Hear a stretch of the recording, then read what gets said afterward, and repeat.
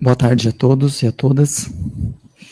Sejam bem-vindos mais uma vez a essa reunião pública da nossa instituição, como a Regina já comentou, dentro do nosso 38º Simpósio Espírita da Luz Divina, sobre o tema Superando os Desafios à Luz do Espiritismo. Primeiramente, então, agradeço à direção da casa pelo convite desse estudo e a apresentação também junto a vocês. Além de agradecer a Deus, claro, pela oportunidade desta encarnação e dos desafios que Ele sempre nos coloca ali para que possamos superá-los. Agradeço também àqueles que estão nos acompanhando presencialmente aqui ou em formato virtual, firmes neste feriado prolongado. Confesso que quando notei que teríamos um feriado prolongado, emendado inclusive, fui correndo ver quem estaria aqui, quem seriam os sortudos a estarem aqui presentes nesta data. Para nossa surpresa, éramos nós. E vocês, claro. Então, muito obrigado por estarem aqui presentes. Mas é realmente muito bom estarmos sempre reunidos nesta casa. Nos simpósios e nos ciclos de palestra de setembro, somos permitidos apresentar slides durante esta parte do estudo, o que nos dá uma certa liberdade de construção dos conteúdos e auxilia, claro, a manter a todos um pouco mais despertos e atentos. Então vamos lá. Dentro do tema do simpósio, Superando os Desafios da Vida à Luz do Espiritismo, resolvemos abordar um recorte com o título A Doutrina Espírita e os Desafios do Século XXI. Considerando que desafios nos acometem de todos os lados, decidimos então por focar nos desafios modernos, ou seriam contemporâneos, que nos atormentam, quer dizer, que criam ali, nos desafiam atualmente. Assim, os desafios antigos, já superados, como as desigualdades sociais, os preconceitos, as guerras, a intolerância religiosa, a homofobia e outras fobias, e a própria depressão, esses problemas e desafios antigos ainda permanecem. Boa parte dos desafios que estamos enfrentando no século atual são desafios que nós carregamos ali de séculos anteriores e se arrastam até milênios e se mantêm ainda hoje como nossos desafios no século XXI. E esses desafios antigos que carregamos até hoje se somam a outros também. Aliás, se nós olharmos aqui, as desigualdades que acompanhavam, nosso planeta há muito tempo, quando a gente olha recentemente, todas as notícias que foram recortadas são desse ano, tá? Até um ano atrás. Nós temos ali que os bilionários lucram 34 bilhões, enquanto a pobreza segue intocável dos 90 a 35 anos. Rendimento mensal de 1% dos mais ricos no Brasil é 40 vezes maior do que 40% dos mais pobres. Quando olhamos pelos preconceitos, no Rio de Janeiro, 1,7 mil registros de crime de preconceito só no primeiro semestre de 2024. E os boletins de crimes raciais crescem quase 970% em São Paulo nos últimos 4 anos. O número de vítimas de guerras e conflitos globais disparou em 2024. Os mortos na guerra entre Israel e Hamas, uma dos conflitos que estão atualmente ocorrendo, passam de 40 mil pessoas. Quando a gente fala de intolerância religiosa, uma mulher foi denunciada recentemente porque associou a tragédia climática no Rio Grande do Sul a religiões de matriz africana, os culpando por conta das enchentes. E a intolerância religiosa. Denúncias crescem mais de 80% no primeiro semestre de 2024.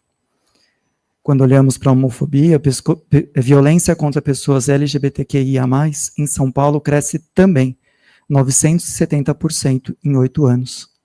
O que é pior, 6 em cada 10 vítimas de LGBTfobia são agredidas por conhecidos.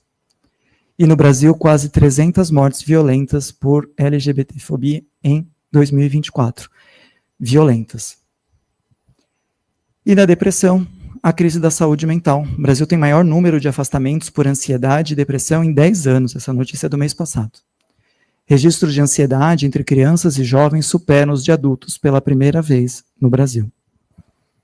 Então, quando olhamos esses desafios que já carregamos ali ao longo de décadas ou milhares de anos, enfim, porque guerras nós temos há muito tempo, esses desafios antigos que carregamos até hoje se somam a outros, como o próprio avanço das tecnologias e os seus conflitos éticos, o envelhecimento da população e a necessidade de amparo, a crise climática e também as polarizações.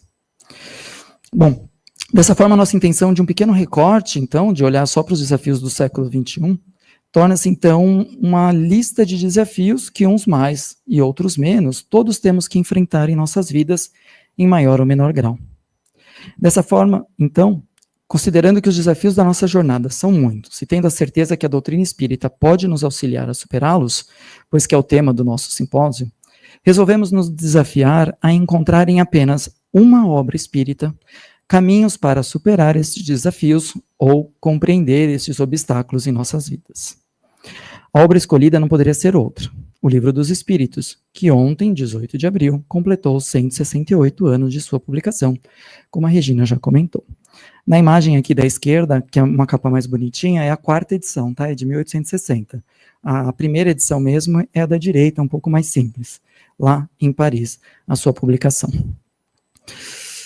Opa. Importante destacar que o tema Superando os Desafios da Vida à Luz do Espiritismo permite muitas abordagens, algumas mais abrangentes, outras específicas, doutrinárias, conceituais, enfim. Então convidamos a todos, como a Regina já fez, a assistirem aos demais estudos trazidos esse mês, que serão 16 no total, considerando as reuniões de segundas, quartas, quintas e sábados. Da nossa parte, então, vamos olhar os desafios específicos e identificar o que a filosofia espírita pode nos trazer, baseando-se, então, em um único livro das 5 obras da codificação, trazidas a nós por Allan Kardec em O Livro dos Espíritos.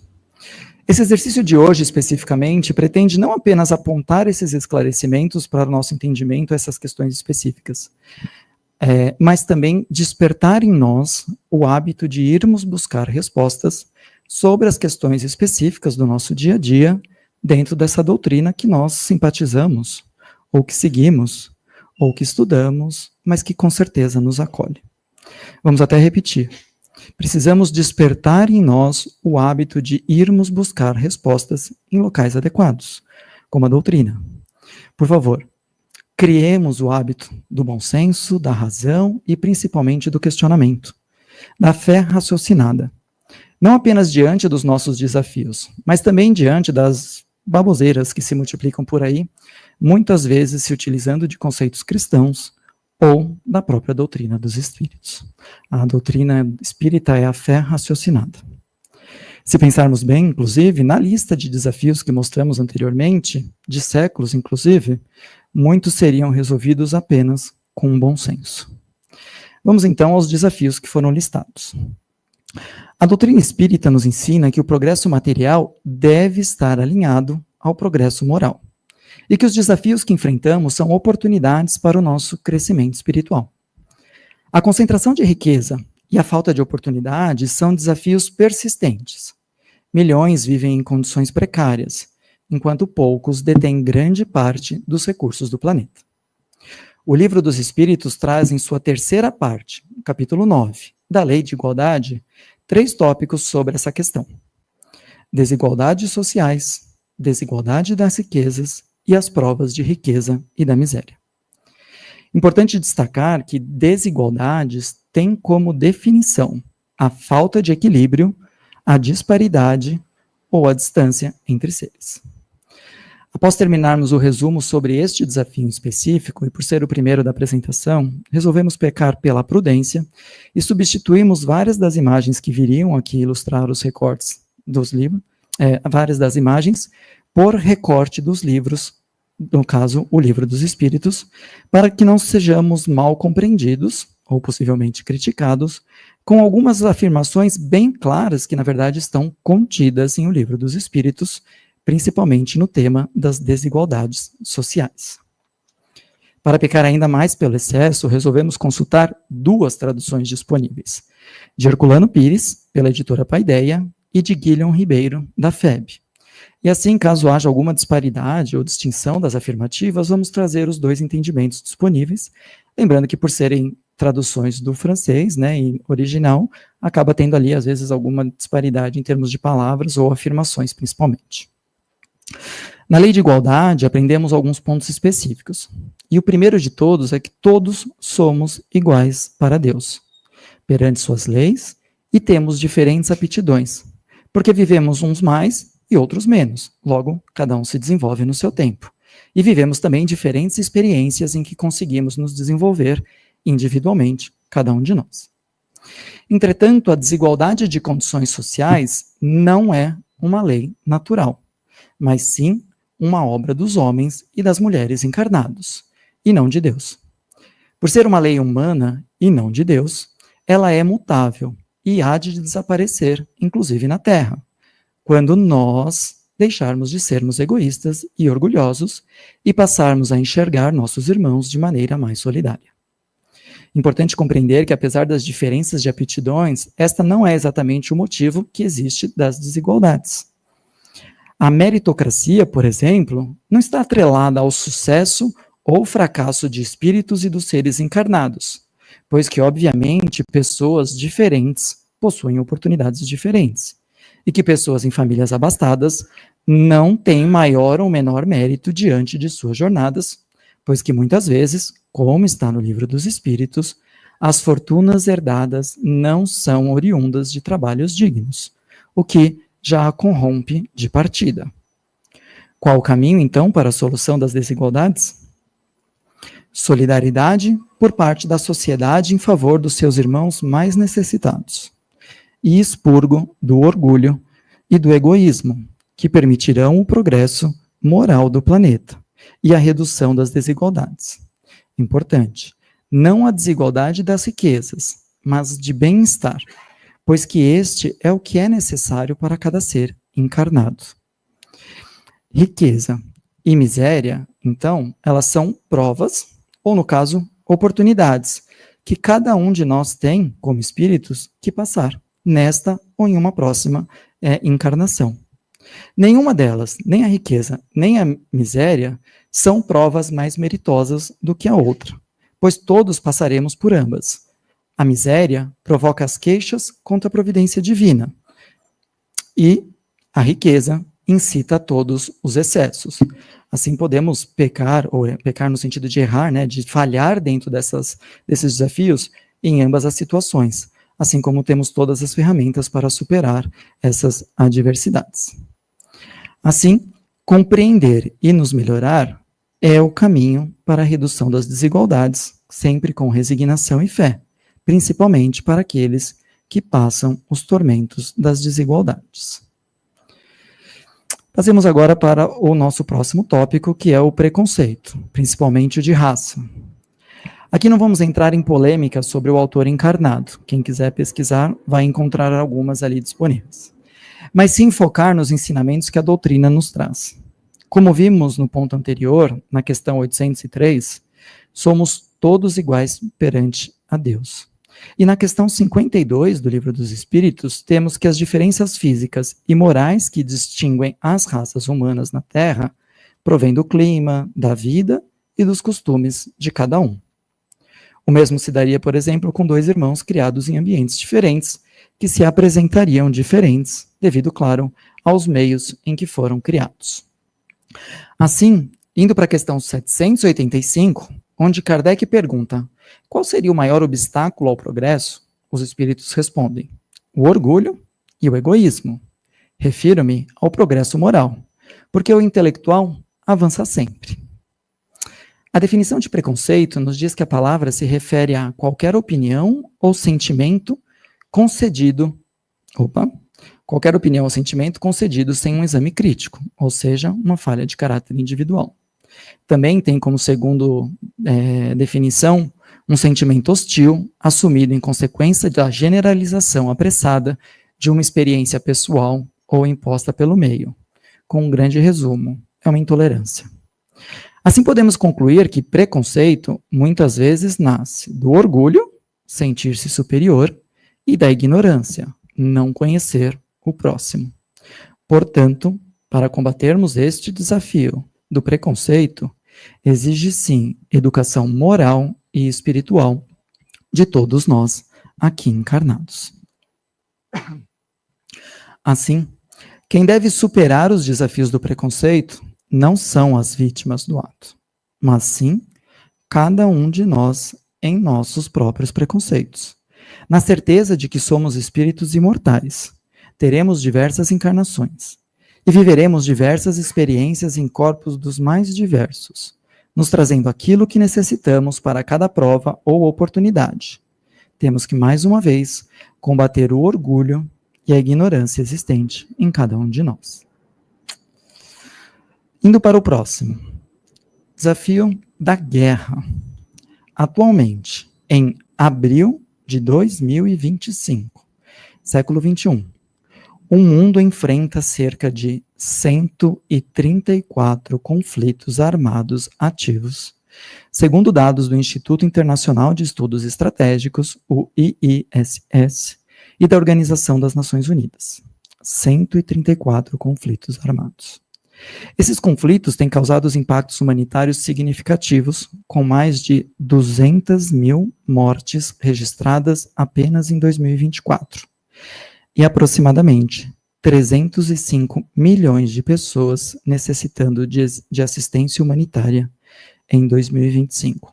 É 1,5 Brasil de pessoas necessitando de assistência humanitária.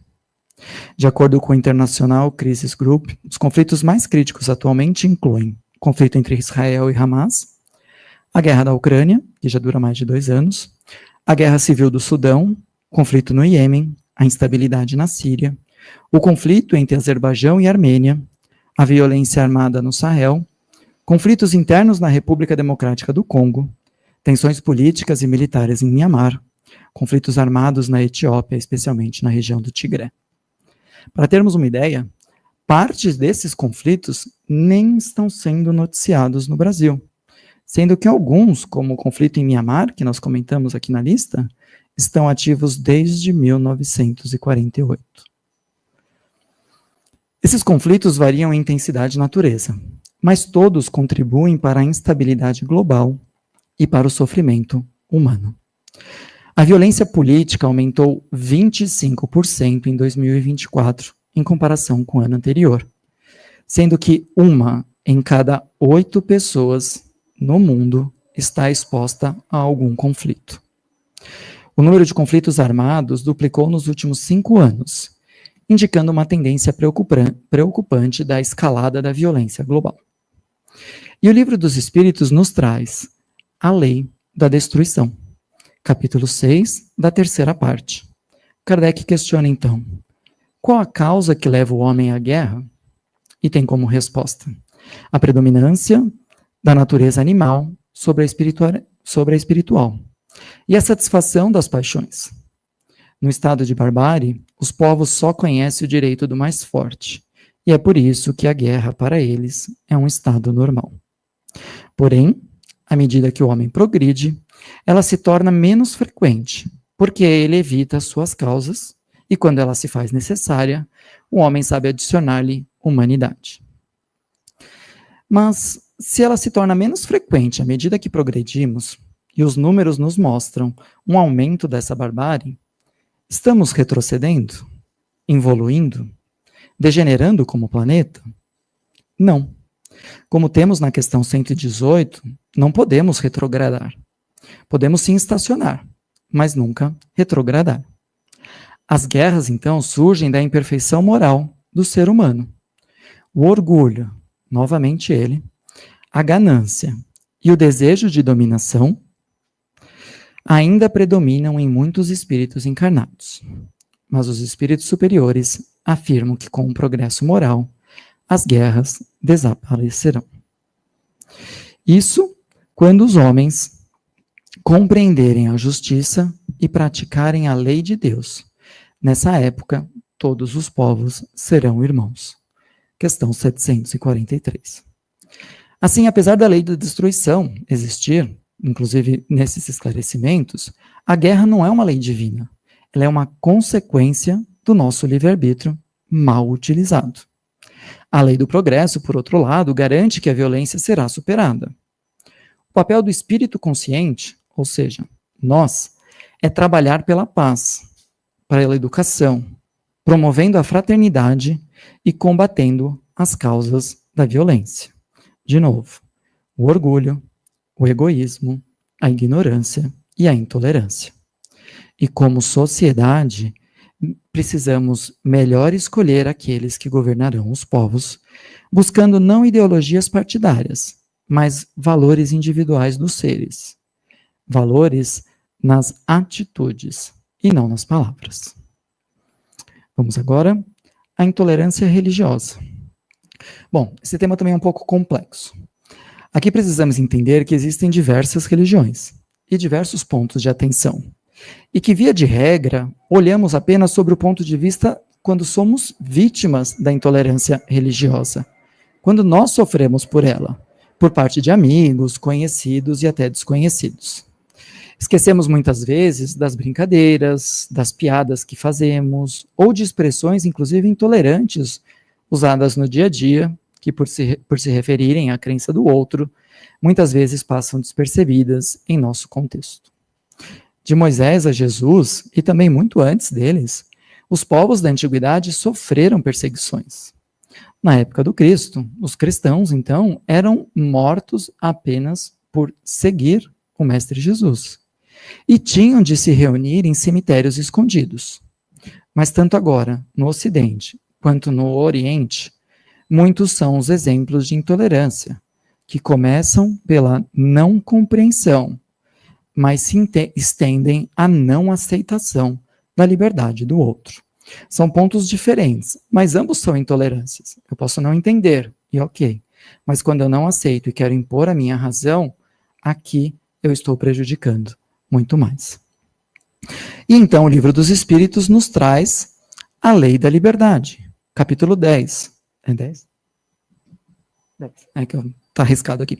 Capítulo 10, da terceira parte, onde ele não foca, obviamente, na intolerância religiosa, mas ele aborda o tema de maneira clara e firme dentro de alguns princípios, como o da liberdade de consciência, o de respeito mútuo, da lei da justiça, do amor e da caridade, e da fraternidade universal.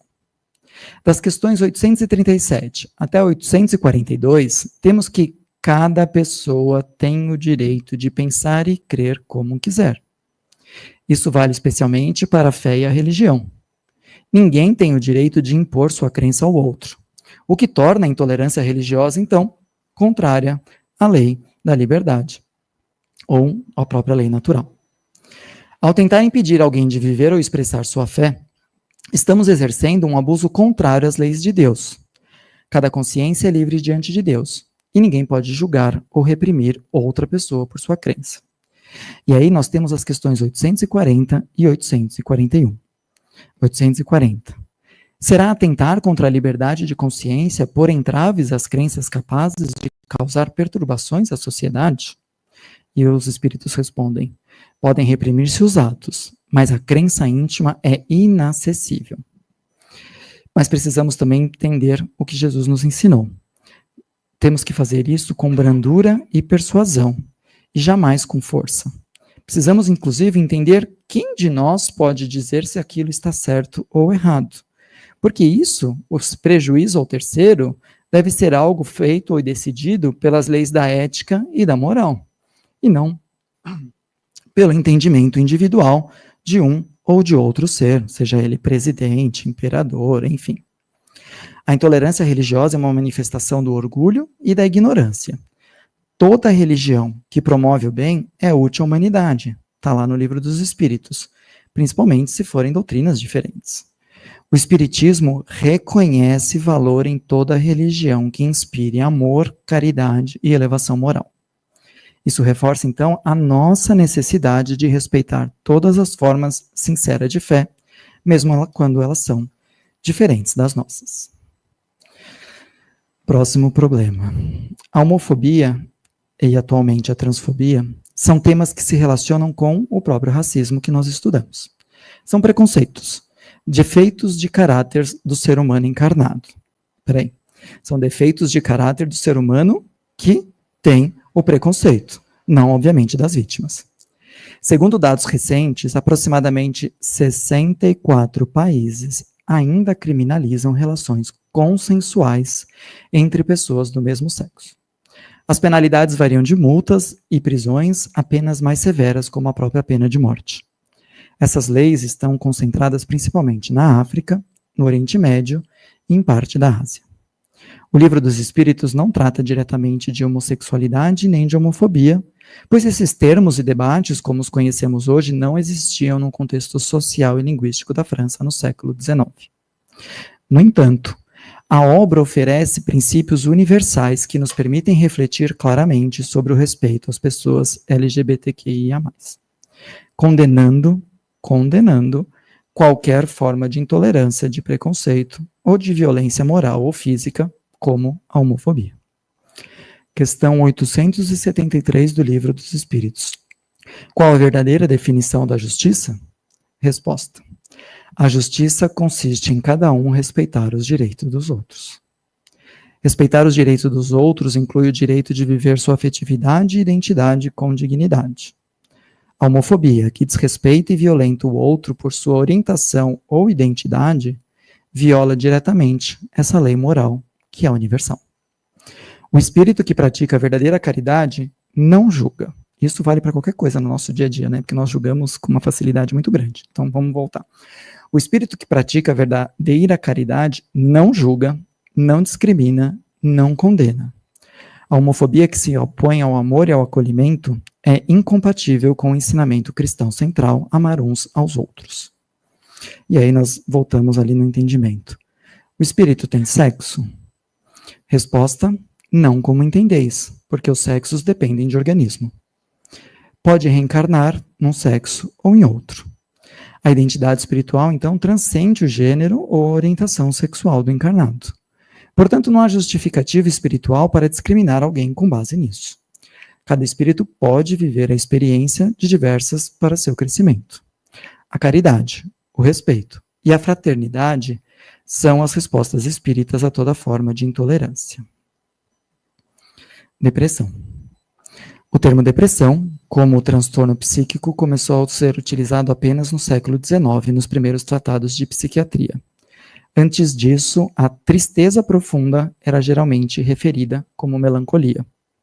O Livro dos Espíritos, novamente, não usa a palavra depressão como conhecemos hoje, porque o conceito médico e psicológico, então, foi estruturado no século XX. No entanto, ele trata de temas profundamente ligados à depressão, como a tristeza profunda, a angústia sem causa aparente, o sofrimento moral, as ideias de suicídio, as expiações espirituais e a influência dos espíritos sobre os nossos pensamentos, todos causas da depressão. A depressão pode ter raízes físicas, psicológicas e também espirituais.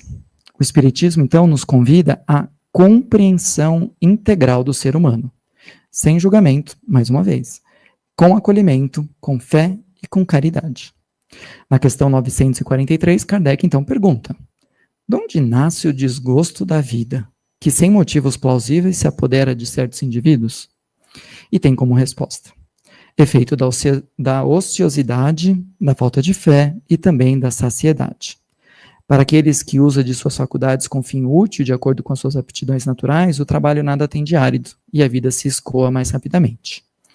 E aí ele traz ali um pouco mais da descrição. A resposta em si trata de sintomas semelhantes aos da depressão moderna, como falta de sentido, a própria apatia e o desânimo.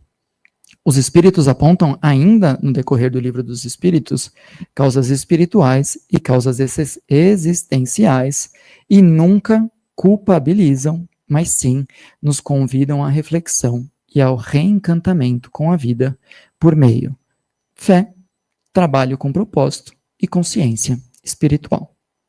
Claro que na questão 459, Kardec é relembrado que os espíritos influem em nossos pensamentos e principalmente em nossos atos, muito mais do que imaginamos, sendo sempre necessários estarmos vigilantes constantemente. Diante dessas dores, então, a doutrina espírita recomenda preces, a vigilância, trabalho no bem e tratamento espiritual e psicológicos integrados para aqueles que estão, no momento, sofrendo da depressão. A própria oração, a reforma íntima, o serviço ao próximo e o autoconhecimento são, então, caminhos de superação. Bom, vamos agora falar rapidamente dos outros 4 desafios do século XXI que talvez não existissem anteriormente. E são rapidamente mesmo. Avanço das tecnologias. A tecnologia trouxe avanços fantásticos, mas também levanta muitas questões morais. O uso da inteligência artificial, por exemplo, a manipulação genética e o impacto das redes sociais na sociedade exigem reflexões profundas sobre os limites éticos do progresso. Em O Livro dos Espíritos, questão 780, os espíritos afirmam que o progresso moral nem sempre vai caminhar com o progresso intelectual. Isso nos alerta para a necessidade de desenvolvermos a moralidade junto com a ciência, utilizando sempre o conhecimento para o bem da humanidade. Eu passei? Envelhecimento. Com o aumento da expectativa de vida, surgem novos desafios. A sociedade muitas vezes valoriza apenas a juventude e descarta os idosos, negando-lhes respeito e acolhimento. Em O Livro dos Espíritos, na questão 685A, os espíritos dizem que deve-se assegurar ao trabalhador o repouso na velhice. Isso então nos leva a refletir sobre a importância de valorizar os idosos, garantindo-lhes dignidade, respeito e oportunidade para continuarem contribuindo com a sua experiência e com a sua sabedoria junto à sociedade. E também consta em algumas questões anteriores, na questão 681, que os filhos têm a obrigação de trabalhar por seus pais.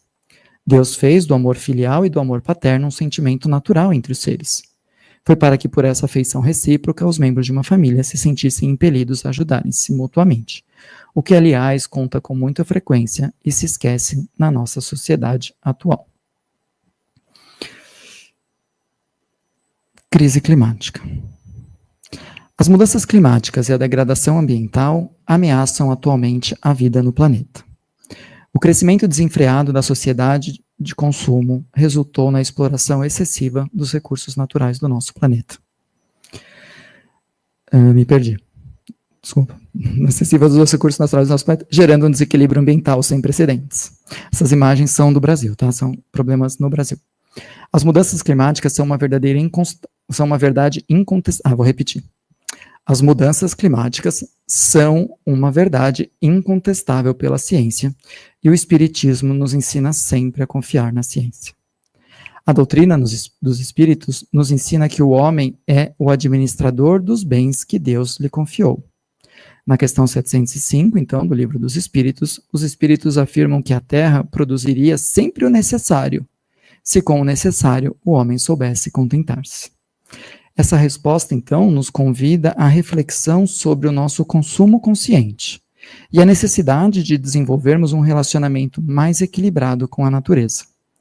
Somos responsáveis, então, pela poluição, pelo excesso de lixo e pelos desperdícios que atormentam atualmente a sociedade, e necessitamos refletir, sim, sobre os nossos atos e as nossas escolhas de vida, pois impactam a morada das nossas próximas encarnações e, claro, da nossa encarnação atual. Polarizações. No contexto atual, observa-se uma polarização e progressistas, inclusive dentro do movimento espírita. Essa divisão pode gerar conflitos e dificultar o diálogo construtivo. A doutrina espírita foi fundamentada nos princípios do iluminismo e valoriza o progresso contínuo da humanidade. Allan Kardec enfatizou a importância da evolução moral e intelectual, ou seja, progresso. Portanto, o Espiritismo sempre nos convida a refletir sobre nossas posições, buscando sempre o aprimoramento e a compreensão mútua, evitando principalmente as posturas rígidas que possam impedir o avanço coletivo. De nada adianta continuarmos brigando. Um bônus aqui, que não achamos necessário, as fake news, que é um grande problema do século XXI. Certo? A disseminação de notícias falsas é um desafio significativo na era da informação. As fake news podem manipular opiniões, gerar discórdias e prejudicar indivíduos e também as comunidades. Allan Kardec enfrentou desafio semelhante à sua época, com notícias falsas, tanto entre o meio quanto de espiritualidades, recebendo inclusive inúmeras comunicações mediúnicas. Porém, foi criterioso na seleção das mensagens autênticas. Como ele fez isso? Ele utilizava critérios rigorosos para avaliar a veracidade das informações recebidas. E, claro, o bom senso era um destes critérios. Inspirados por esse exemplo, devemos então cultivar o discernimento, verificar fontes e promover a verdade sempre em nossas comunicações. Na dúvida, façamos que nem Kardec. É melhor rejeitar 10 ou 9, 10, né? 10 verdades do que passar adiante uma notícia falsa. Então façamos isso, paremos de compartilhar fake news. Vai ser muito bom para humanidade. Bom, por hoje é só. Ao contrário das outras explanações, enveredamos então aqui para o entendimento de desafios específicos e as diretrizes que a doutrina espírita nos traz. Esse, então, é um convite para todos nós, que possamos todos sempre recorrer aos livros da codificação para que possamos entender os nossos desafios. Os desafios do século XXI são complexos e exigem de todos nós um olhar atento e uma postura sempre ativa. Não esperemos a verdade, vamos buscar a verdade. A doutrina espírita nos oferece respostas profundas e nos convida à reflexão e à transformação moral. Se colocarmos em prática os ensinamentos dos espíritos, poderemos então construir um mundo mais justo, fraterno e equilibrado. Que possamos então ser os agentes da mudança, espalhando o conhecimento e o amor por onde passarmos. Obrigado.